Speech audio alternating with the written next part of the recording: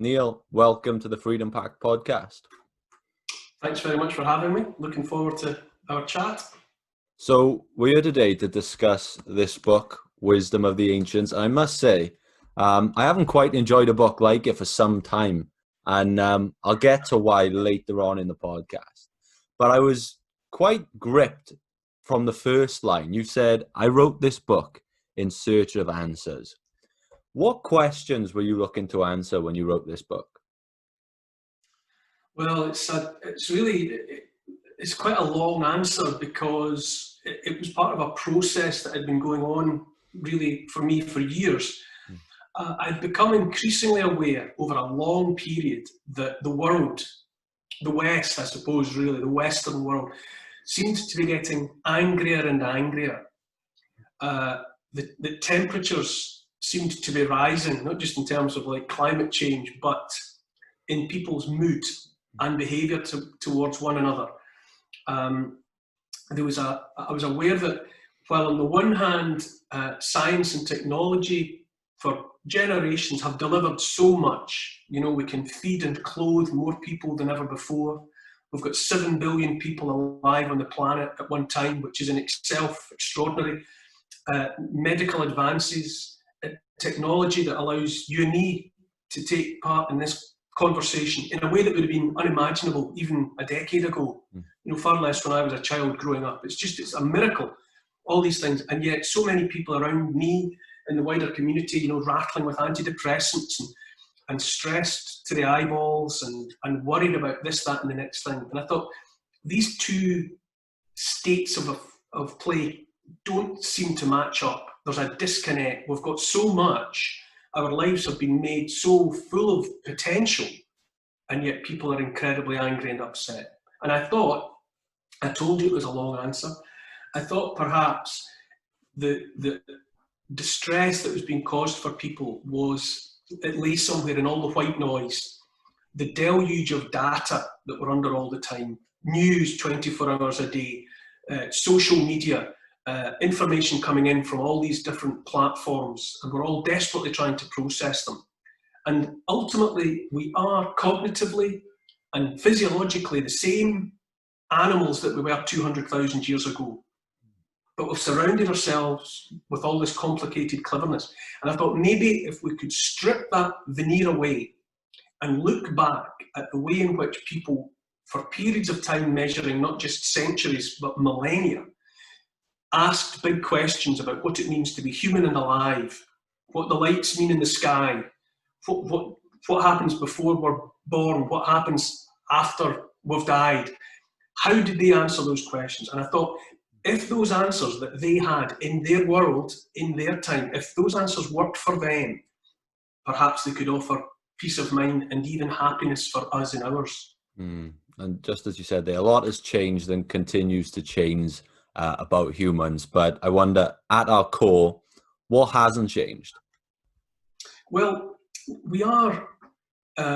our brains process about 4 bits of information a second.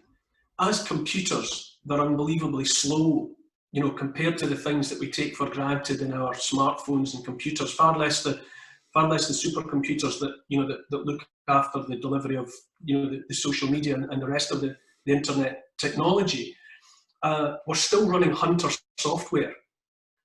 We're running the original software that was effectively programmed into us when our species emerged somewhere in sub-Saharan Africa 250,000 years ago. So we have not changed. We're even physiologically, to some extent, still coming to terms with the change to farming. For 190,000 years, if you like, we were hunters, and that had an effect on our diet. Then with the advent of farming, everything radically changed, and people were increasingly dependent upon a diet based around cereals. Look at how many people around us say they are or are gluten intolerant. Celiac disease, and people that just won't eat wheat, won't eat bread, won't eat pasta. And that's because for many people, even although our species has been exposed to eating domesticated grass for 10,000 years, for many people it's still a step too far. So that shows you how long it takes for the animal that is the human being to adapt. And that's us adapting to farming. You know, we've been farming for 10,000 years. Farming also had a major impact on us socially, because we became, overnight, if you like, people who were fixed in one place rather than moving over a wide territory.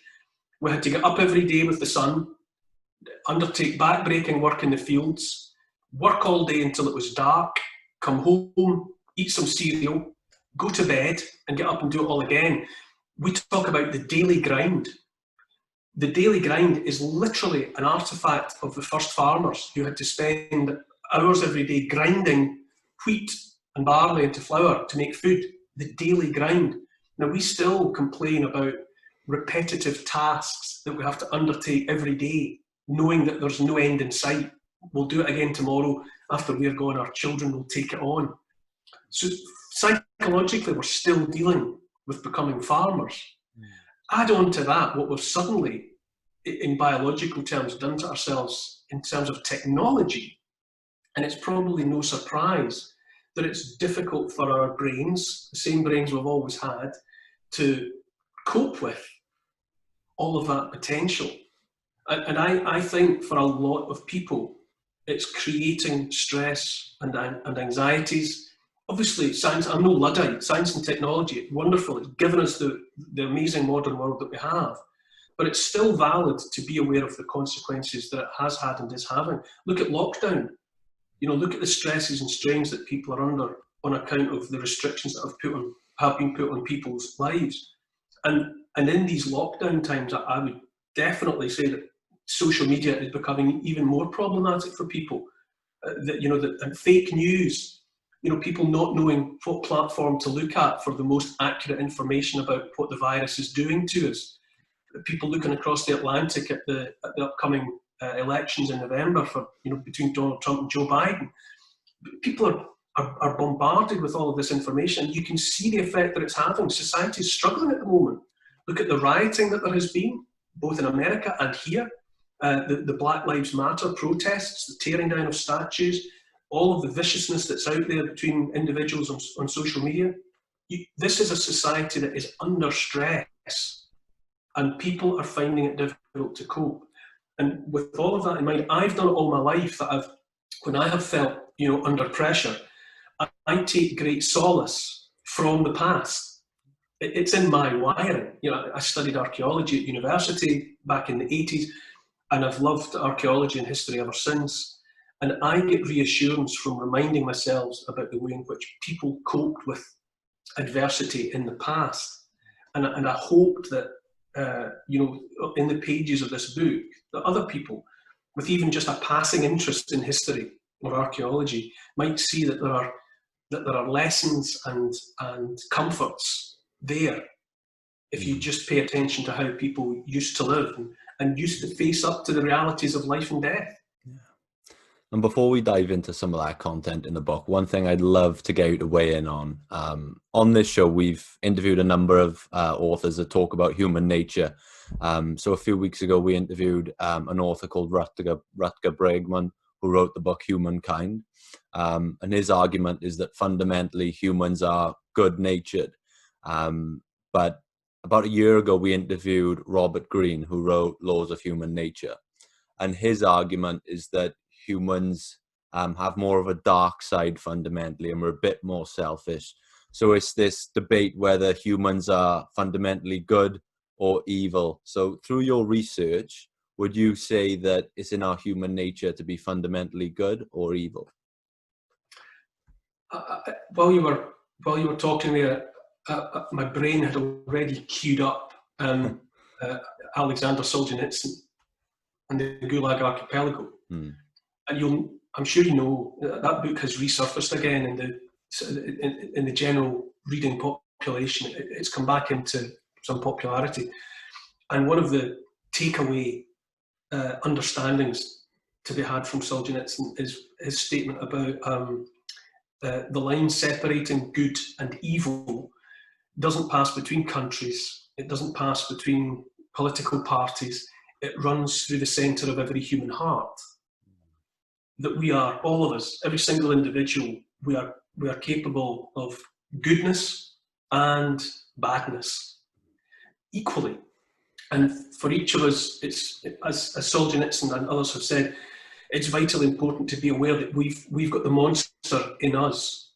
You know, when it comes to, when people look back at the Holocaust of the murder of the 6 million Jews, or indeed what Solzhenitsyn was writing about, which was the treatment of millions of people in the Soviet gulags, people invite themselves to think, I wouldn't have done that. I would have hidden Anne Frank and her family in my attic, and I would have made sure they were safe. I would have got Jewish children out. I wouldn't have been a concentration camp guard. But the reality is that those places were manned, and that behaviour was undertaken by just ordinary people who had simply given into the darkness within. So, in answer to your question, while you've had those two writers, one would espouse the general goodness, and one would warn of the darkness. I would say both potentials are there in each and every one of us all the time, and it's important, vital, to be aware that you have that potential within you. You know, the murderer, the torturer, the executioner, the concentration camp guard, it's us. We are those people if we allow ourselves to be. And history has shown that circumstances quite readily nudge millions, hundreds of thousands of people into behaving in ways that, you know, maybe you and I and every other reasonable-minded person would think unthinkable. I think we've just got the potential to be both. Yeah. And there are a lot of stories in this book that sort of give me hope about the good side. I think my favourite story in the book is the one of the first family we know of, and the footprints going back 3.5 million years ago. And you said it was seemingly in their nature to care about each other. And I won't go into the story too much because people can read it for themselves. But what can that very first family we know of teach us about family and the importance of love? I've always been amazed, fascinated, and reassured by the idea that there have been various different forms of humankind. That, you know, we've ended up being the last human apes on planet Earth, and we've been here about 250,000 years. But there have been Neanderthals before us, and Homo heidelbergensis, Homo erectus, and a whole line of shadowy characters going back into the past. It appears that I think we're aware of as many as a dozen different kinds of human being that has either, sometimes they've cohabited, and now we've ended up alone. And there are recognisable behaviours that we can see in all of them. You know, the Neanderthals cared for their dead. They worked collaboratively as teams. And then you go back to, you're talking about there, what's called the first family, and it's a set of footprints fossilised in volcanic ash from 3.5 million years ago in Tanzania, the Laetoli footprints. Now, they were made by Australopithecus africanus, the southern ape. They're so far back in the family tree that they don't even get the epithet Homo. They're not classed as human, but nonetheless, they're in our ancestral line. We have inherited some of what we are from the Australopithecines. Much smaller than us, much smaller brains. You know, we would look at them and see them as being closer to apes than us, probably. But nonetheless, they were on their way. They were using tools. They were functioning.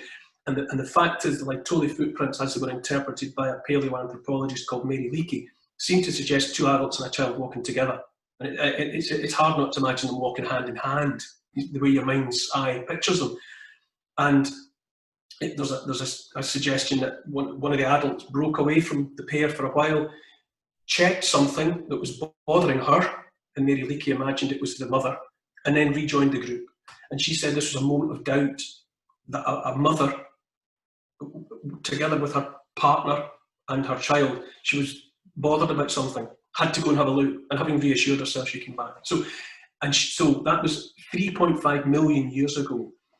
A shadowy ancestor demonstrates the importance of looking out for the other people in the group. You know, she took herself away to reassure herself that the threat was not real, and then came back.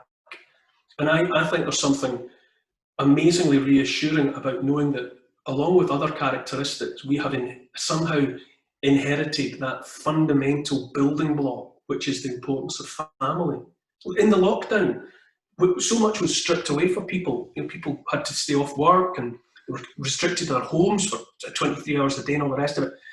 How quickly did it become, for most people, about family? And being anxious about family we couldn't see, mums and dads or grandparents or whatever, were suddenly isolated from them. So people stopped worrying so much about, the football leagues or the Kardashians or a whole host of other ephemera. And it was suddenly all about, is everyone all right? Have we got enough food? Do we have enough tinned tomatoes and toilet roll to get us through the week? So these moments, the lockdown's been very instructive as well as destructive, but it's been a reminder that very quickly, what is it that people are preoccupied with? Their kids, their mum. And that's the way it's been for 3.5 million years at least. I love this idea of love being ancient, because you hear a lot of people talking about how love is just this concept we've made up. But another story I loved is this 50,000-year-old funeral before speech was even a thing. And the quote you used was beautiful. Love was there before the word. How does this make you reflect on human nature and love? And does it tell us that it is within us to love and be loved? Oh, I try to be an optimist. I think, as well as this sort of Solzhenitsyn good and evil, I think in reality most of us have optimists and pessimists living inside us as well. The pessimists, they're trying to pull us down. Optimists, they're trying to lift us up. And I try to be optimistic. And I think that the evidence, the archaeological evidence is there that can be interpreted as demonstrations of love. You're talking about a couple of burials of Neanderthals in a cave in Iraq. There's also the Mesolithic, the Middle Stone Age mother and baby buried together at a place called Vedbæk, which is modern day Copenhagen in Denmark. A beautifully elegant and careful burial of a mother and an infant. And there's just no doubt that what you're excavating there, along with the stones and the bones, is love. And likewise, in the case of those Neanderthals, one of those Neanderthals seems to have been laid in a grave and then covered over with cut flowers. Now, how else can you interpret a gesture like that but as being grief and love? And I get a huge amount from you might, whatever you think about love, it's easy to dismiss it or to think of it as being an ephemeral human emotion that kind of comes and goes like a flash of sunlight. But the fact is, if we can excavate it out of the ground after 10,000 years or after 50,000 years, that suggests that ephemeral, although it may appear, love lasts because we see it in the way that the ancestors treated one another. And it's important to me to remember all the time that the worlds that those ancestors inhabited were unimaginably different from ours. They had nothing of the kit that we take for granted, nothing of the scientific understanding that we build our lives upon. They had every meal they ate had to be gathered or hunted down and killed. Every fire had to be kindled. They had to think about shelter, death and injury were ever present threats. And yet, in the face of those hard, demanding, short lives, again and again, they express the fact that they're thinking big thoughts. It's there in the cave art, underground in places like France and Spain, and here in Britain, that people, in the midst of those incredibly demanding circumstances, some of them still took it upon themselves to go and make some of the greatest art that the world has ever seen. They weren't worn down to animal and brutish by their harsh circumstances. On the contrary, at least for moments here and there, they were elevated to acts of love, acts of artistic achievement. looking up at the stars and the planets and trying to comprehend their place as fragile human beings in the scheme of the cosmos. You see it archaeologically, that people were taking the time to ask those questions and come up with elegant answers. And so it says to me that the very least we can do with all that we have is something similar. You know, be elegant and graceful and thoughtful in the face of life and death. There's such a romance in these acts of care and love we see from so far back. Another Neanderthal story in the book, you talk about the Neanderthal that was incomplete from birth, had one good arm, was blind in one eye, was probably at the time nothing but maybe a drain on resources, had very little to offer back, but was kept alive by the others. And surely that tells me that we can find value in everyone beyond surface value. Is that right? Yes, absolutely. These are the ones, I mean, I think there's 36 stories in the book, and you are highlighting instinctively and without any prompting from me, the ones in many respects are those that are closest to my heart. Yes, it's one of the those 50,000-year-old burials of a man who probably lived into his 40s, which by the standards of the time and of that species is probably old. That's an old man. And he'd been disabled in some way from birth, a faulty arm, and it looks as if at some point in his life the lower part of his arm was amputated, deliberately taken away because it was probably useless, and he's blind in one eye. And as you rightly say, we would look back at that and think, well, here's somebody who can't hunt and is just consuming resources. And what did he have to give? Well, he obviously had something to give because these people valued him. And he was fed, he was provided with food and all the other things that he needed for the whole of his life. And then when he died, they had a funeral for him in the cave, close by where they had their hearths and fires. You know, he was put down and covered over as though they didn't want him to be far away from them. Even after death, they wanted him to be nearby. So perhaps during the course of his long life, he had acquired great wisdom. Maybe he was very clever.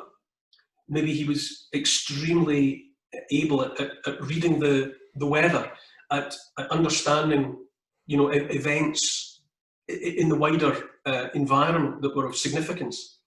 Maybe by living for 40 years, he'd seen 40 winters, 40 summers, 40 springs, so younger people could come to him and draw upon the reservoir of wisdom that he had on account of having lived so long. He may well simply have been a very intelligent, insightful individual and would appear to be someone that they loved and valued. I mean, the molars, his teeth were ground down to stumps. You know, he'd lived long enough and on that diet that they had, that his teeth were almost gone, and yet still they kept him with them. And so, yes, we make superficial judgments about who are the important people. And very often, archaeologically speaking, you know, we pay great attention to, say, a pharaoh from inside a pyramid, or somebody else whose burial circumstances with a sword or a shield or whatever seems to signify that they were a great warlord. But of course, it's much harder to know why people were truly valued. You know, maybe the warrior gets treated that way because people fear him and fear his family and fear the consequences of not, you know, burying all sorts of wealth with him when he goes. And maybe he's got bullying warriors around him to make sure it happens. You know, so a grand funeral, yes, but what exactly motivated it? But for someone like Nandi, the archaeologists called that Neanderthal body Nandi, you know, he was disabled, partially blind, with only one good arm in such a difficult environment, and they loved him. And for me, the ultimate fascination about him is that though we can speculate, we will never know exactly why they wanted him with them for as long as they could manage. I think the sign of a really good book is something that when you change your mind on something. And one of the biggest things I've changed my mind on since reading this book is what a home means. Now, I'm looking through the screen now into your home, and I can see it's very personal to you. You've got a beautiful plant next to you. There's all sorts of iconography dotted around that obviously means something personal to you. And I think especially at the moment in the modern world, we're all rushing around. We've always got somewhere to be. I've always maybe neglected the importance of home, and I haven't seen it as a sort of center to my world. But I wonder for you, from researching, and you did an entire chapter on home, what has looking at these old homes going back as far as I think one you mentioned was 1.9 million years, how has that made you reflect on your home and what it means to you? Well, we talked earlier about the switch to farming and how that fixed people in the landscape. It necessitated a permanent base. If you've got cleared fields with a crop in them, or a herd of cattle or a flock of sheep, you've got to stay nearby so that you can provide the care for the animals, or you can weed the crop or harvest the crop or keep the birds off or whatever. And so you have to have a home. But even before that, going back hundreds of thousands of years, we see evidence of people needing shelter, needing a base. Now you're alluding there to back in old divides, back in Tanzania in Africa, and it's that 1.9 million year old house. Is it a house? It's a circle of volcanic rock, and it was interpreted as likely being the foundation for a teepee. So there would be a kind of a timber structure of branches, like a teepee, and then clad in vegetation or whatever else was available.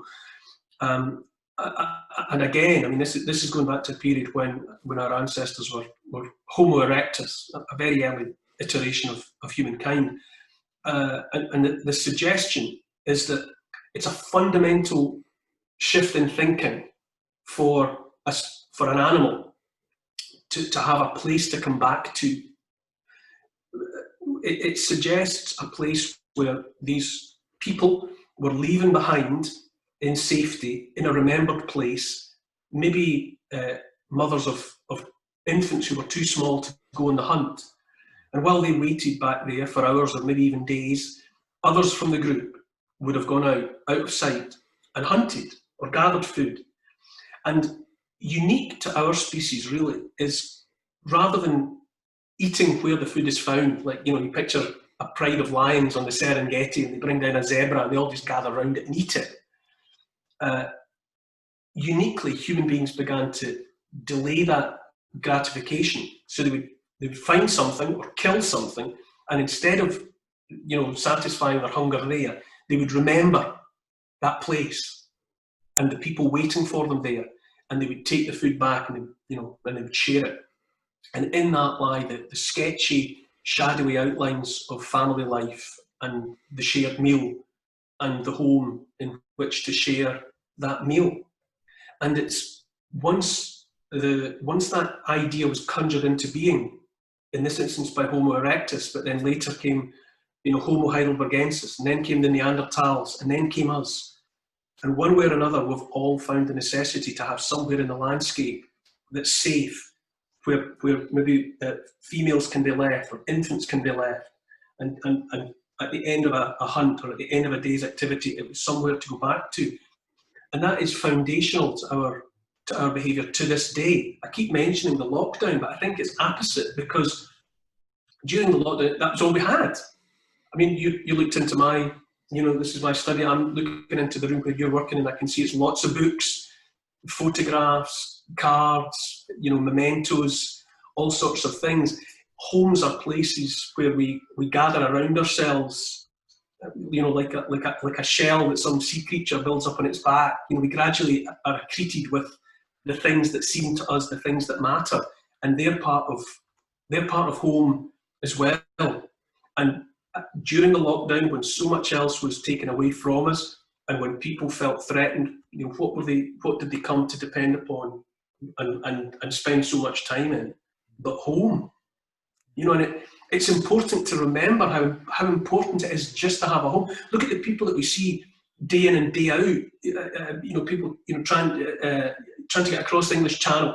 Now, whatever your feelings are about illegal immigration and the people that are coming and what their motivations might be, those people don't want to be on the move. Whatever else might be motivating their behaviour, they're trying to get to somewhere that they can stop. They don't want to wander forever.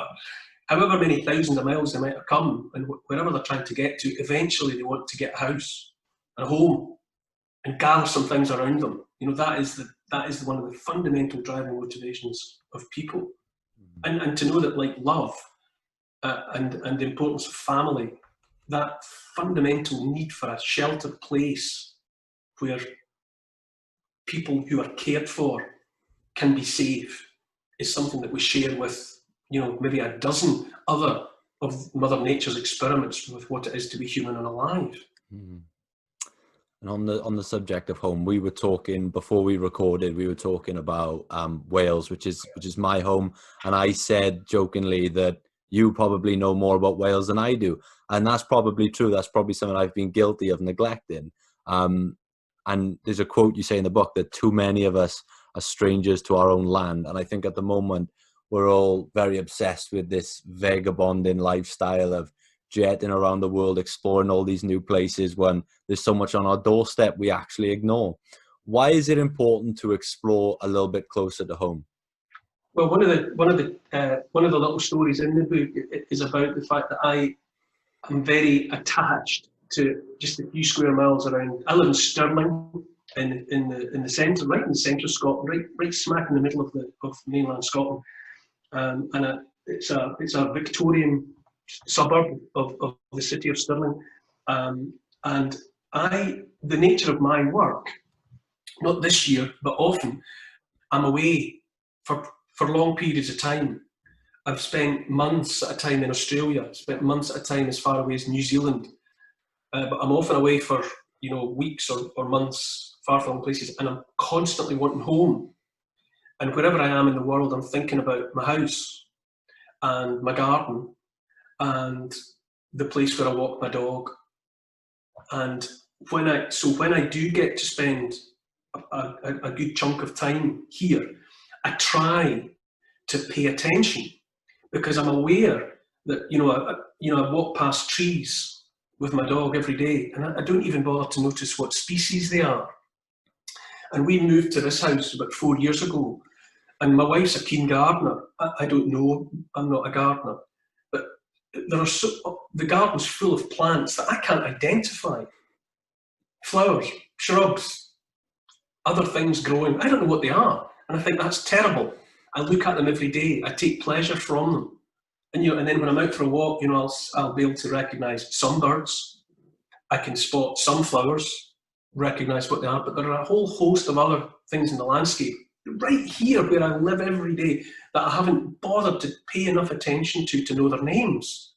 And so I try to rectify that. And in the story in the book that I'm talking about, because I'm an archaeologist and my attention is drawn to old things. As I say, we moved to this house about 4 years ago, and I found a route for walking my dog around a golf course nearby. And I noticed one morning on a little patch of bedrock, some circular carvings, and I knew them. I knew what they were. They're Neolithic, Stone Age, probably 4,500, 5,000 years old. It's called a cup and ring mark. It's a kind of rock art that you find all over Britain, parts of Europe. There's no consensus about what it means, except it would appear that people would make that kind of effort to carve with stone into another stone. They're probably wanting people to pay attention to where they are. They're probably saying, notice this place. And it is a very useful bit of high ground where you're looking out towards the rock that has Stirling Castle on it now, and the wider landscape of hills beyond. It's also close by where there was a burial, a Bronze Age burial cairn was excavated there 100 years ago. So that cup and ring mark may also have been put in the landscape to say, this place is important to our ancestors. But it's very close by. I could walk you to it in 10 minutes from here. And I make a point of noticing it as often as I can. And quite often I'll walk away from the path and I'll walk over to it and I just put my hand on it, because I like the fact that it's 4,500, 5,000 years old and I can touch it. And it's made in quartz dolerite, rock, which is the same rock as the rock of Stirling Castle. So it's 300 million years old.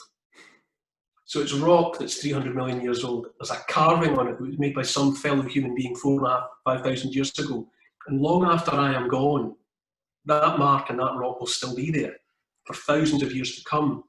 And to know that just by paying attention to the minutiae of what's around me, without having to travel 10,000 miles, I can find places that make me feel good.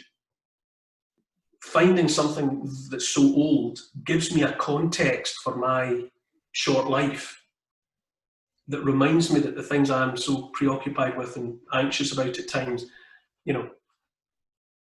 4,000 years ago, nobody was bothered about them. And in 4,000 years' time, nobody will be bothered about them.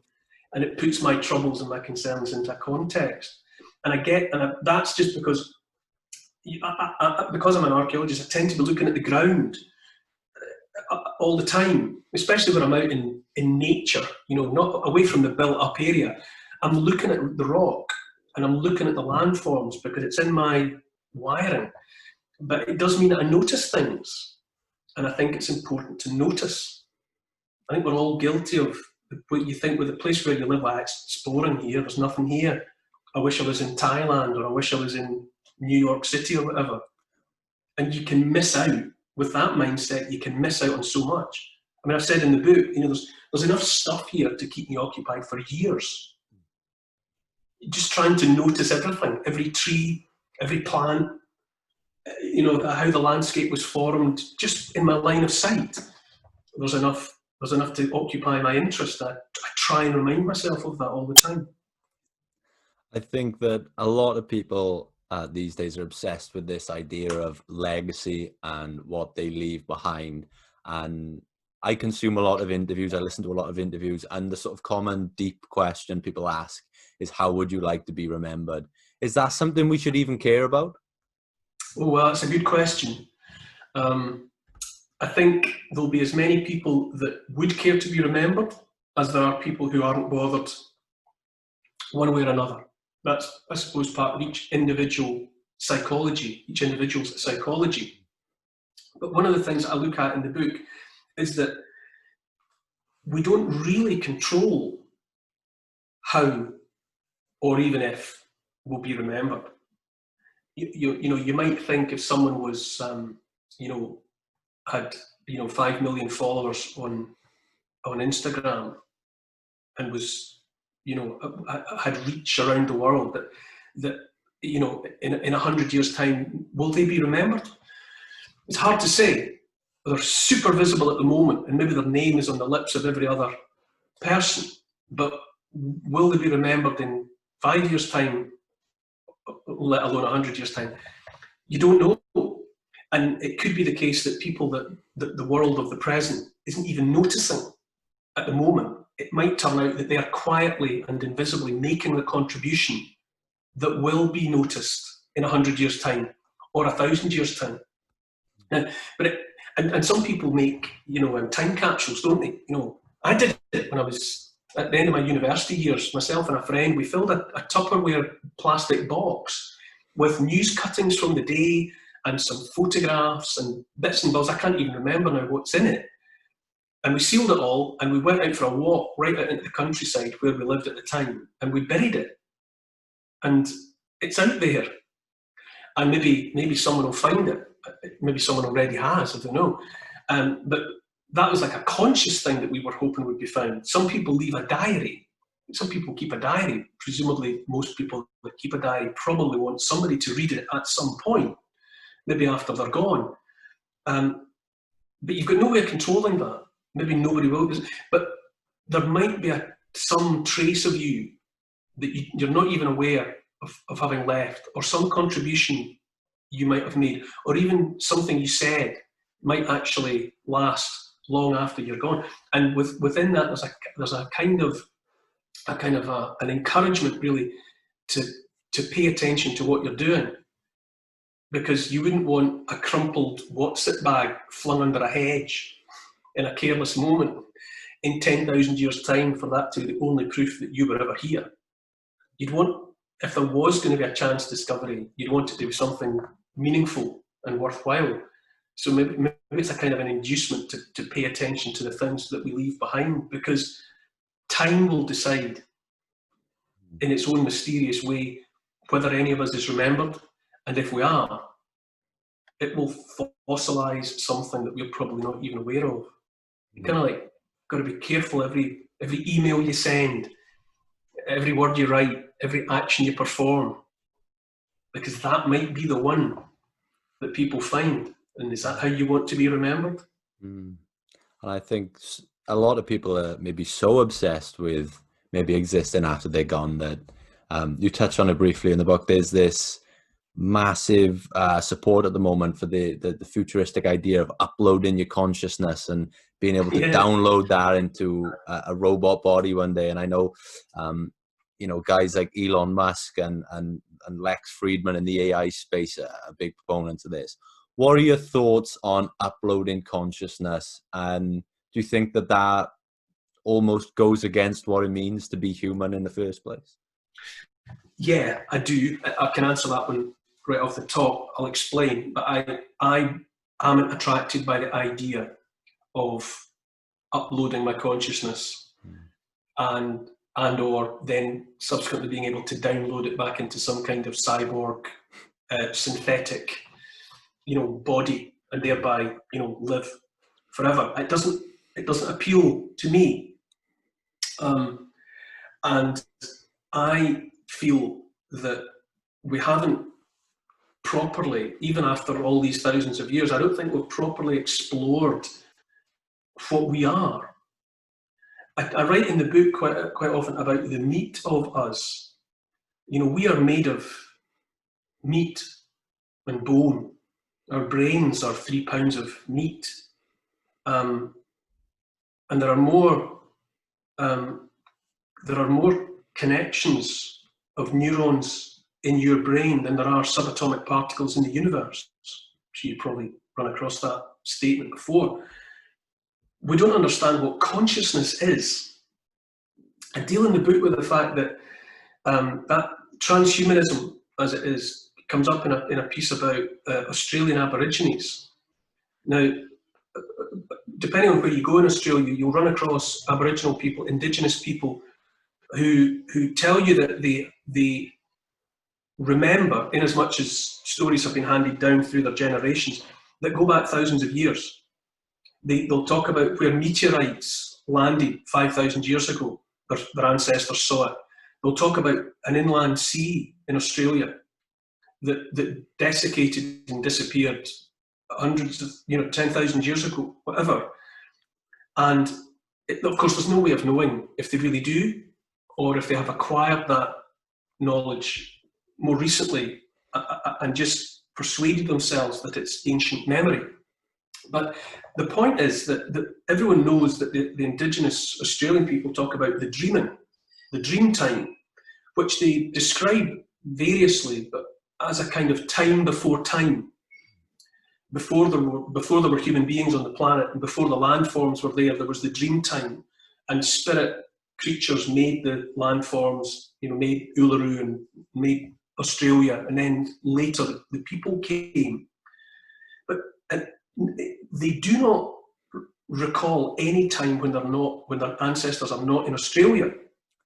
Okay, now we think that Indigenous Australians have been there for about 60,000 years, but all Homo sapiens started in Africa. So some of their ancestors must have come up out of Africa, through the Middle East, into Asia, and then down somehow into Southeast Asia and across to Australia. They don't have any folk memory of that. All Indigenous Australian people will tell you that Aboriginal Australians have only and always been in Australia. So I've thought about that and thought, well, we know biologically that their ancestors came out of Africa. If they don't remember that, if no folk tradition has come from that, that suggests to me that journey out of Africa and into Australia happened while the species was still asleep, in the way that all other animals are. As far as we know, us human beings are the only conscious creatures in the universe, conscious in the way that we understand it. Everything else, the birds, the dogs, the lions, even the gorillas, they're not conscious in the way that we are, or so we tell ourselves. So it seems to me that the traditions that the Australian Indigenous people have, when they talk about the dreaming, they are literally having some sort of understanding of a time where their ancestors weren't awake. They were literally dreaming. And then at some point, after their arrival in Australia, the species became conscious for the first time. Now, we don't know what it means to be conscious.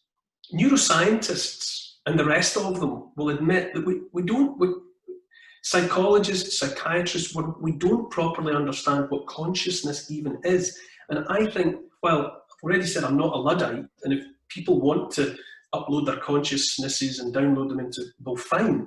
I just know that I don't want to do it. And I also think that it might be a bit premature, because I think before we make that step, we have much, much more to understand about ourselves as organic, flesh and blood creatures, before we set out into the brave new world of being made of silicone and plastic with a digitized brain. I just think we should spend much, much more time trying to understand what we are now. I mentioned at the top of the interview that I would mention why I love this book so much, and it's simply stories. My favorite book of all time has been a book called How to Win Friends and Influence People by Dale Carnegie. Really? And yeah, my favorite book of all time. And the reason I love that book so much is I've read hundreds of self-help and personal development books, and they can give you these ideas, they can give you these facts, but for me, unless there's a story behind it that I can relate that to, it almost gets lost on me. And I think that stories can make the most mundane facts and the most mundane lessons into these beautiful and romantic things. So for you, do you think that telling stories is almost an obligation we have as humans to continue to keep doing for as long as we're here? Yes, absolutely, 100%. I think we are storytelling creatures. I think it's how we've understood, it's how each generation has sought to understand what's going on. And when we have children, or when we're trying to pass the information on, it has happened in the form of stories. And some stories have lasted for a very, very long time. You know, some of Grimm's fairy tales, for example, you know, when the brothers Grimm wrote them down, there are reasons to believe that some of those stories were already thousands of years old. Thousands of years old by the time they were written down. The stories of the Old Testament, we didn't discover writing until, there's probably been writing since about 2000, 2,500 BC. It's hard to say. So we've had 5,000 years of writing, or thereabouts. But the stories of the Old Testament probably weren't written down, any of them, until about maybe 800 BC at the earliest. And some of them weren't written down until, you know, the centuries AD. But they were already, some of them, the Genesis story, Adam and Eve, the floods, some of those stories are potentially thousands of years old by the time they came to be written down. So stories are remembered. Some stories, and presumably the stories that last longest, are remembered and passed down in that way because they're valuable. They must contain something like the truth. Now, we've only been scientific, there's only been science as we understand it for maybe 400 years. And before that, there was no scientific thinking. You know, the ancient Greeks, Socrates, Plato, Aristotle, and the rest, they attempted understandings of the world, but they weren't being scientific about it. They weren't doing it by observation and experiment, which is what we understand to be the scientific method. But people have been trying to understand, and they've been doing it in the form of stories. And it seems self-evident to me that the old stories that we still have, that however they've been altered and modified in the telling, doesn't matter. They last because they have something about them that's true. Now, all science is true You know, a scientific fact is true, but not all truth is fact. You know, if I say to you, don't go out in the midday sun in Africa because the fire god in the sky will burn your skin. Now, it's not true that there's a fire god that's going to burn your skin, but if you listen to me and you don't go out in the sun, you won't get burned. So there's useful information in the story, although the story itself is not actually scientific fact. I'm still giving you, with that story, valuable information that could save your life. So you'd remember that. You'd tell your children, don't go out in the midday sun for any, because the fire god in the sky. If you see what I mean. So there's a value in stories. So for most of the time, for hundreds of thousands of years, we had no science. And people understood the world by looking around, having experience, thinking things through, coming to conclusions. And they put that information into stories. And the stories that contained meaningful, useful information were passed down and passed down and passed down. And we've still got them today. And so the durability of the long-lasting nature of some stories surely says that storytelling is important and worthwhile. And just as you say, I mean, I'm not a scientist. I don't have scientific method. And so I need stories to get me to understanding. I've read book after book about quantum theory because I'm desperate to understand quantum theory. But a lot of the maths and physics is an impossible obstacle for me. I can't get to it. But so I turn occasionally, like a drowning person, there's an American physicist called Nick Herbert, and he described how the Newtonian model had big things made of small things made of smaller things, all the way down. But in the quantum theory of very small things, it's not like that. Big things aren't made of small things. You get into this territory where entities behave one way when they're being observed, and they behave in a different way when they're not being observed. And the quantum universe is a world of possibilities and probabilities, but it's a completely different model than the Newtonian model. And I get lost in all of that. That just becomes a fog of thinking that I can't understand. But then, you know, Nick Herbert says that we exist in a King Midas-like predicament, unable to experience the true texture of reality because everything we touch turns to matter. Everything King Midas touched turned to gold, including his daughter. So he couldn't touch her, couldn't feel her, because in the moment of reaching out to her, he turned her into gold, and that's something else. And when we touch the table or touch whatever, we don't actually feel it, because in the moment of our touching it, whatever it is turns to matter under our hands. Now, I get the outside edge of the glimmering of understanding what he means at that point, in a way that a stream of equations just wouldn't transmit to me the kernel of what it is that I want to know about what he understands. Yeah. And so for someone like me, and I think for most people, most of the time, it's stories, even simple stories, that get us where we need to be. And I think in a world where everything's moving so fast now, everyone's trying to innovate, everyone's telling you to keep moving forward, it's important to look back and remember. And so I encourage everyone to check out Wisdom of the Ancients, certainly my book of 2020 so far. And a shout out to your publisher, because I think it's probably the nicest book cover I've ever seen in my life as well. So it's amazing. So where can our audience check out the book and maybe find you on social media for more?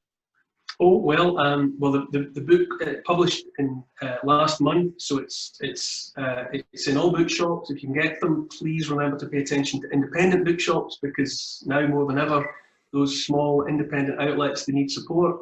You'll be able to obtain the book online. It's published by Trans World. As you say, I love the appearance of the book myself. And on Twitter, I am there as The Coast Guy. And I comment on this, that, and the next thing. via that. But I can honestly say, you know, this conversation and hearing that book has appealed to you in the way that you say it has made my day, and that you think it's your book of 2020 so far. Just hearing that from you, one person, makes it all worthwhile. So that's great for me. Thank you very much. And thank you for the value you've brought to the podcast. One of my favorite conversations I've ever had in 150 episodes. So thanks for bringing the value, and I hope you enjoyed the conversation as well. I very much did. Kindred spirit you are. So it's been a pleasure spending some time with you.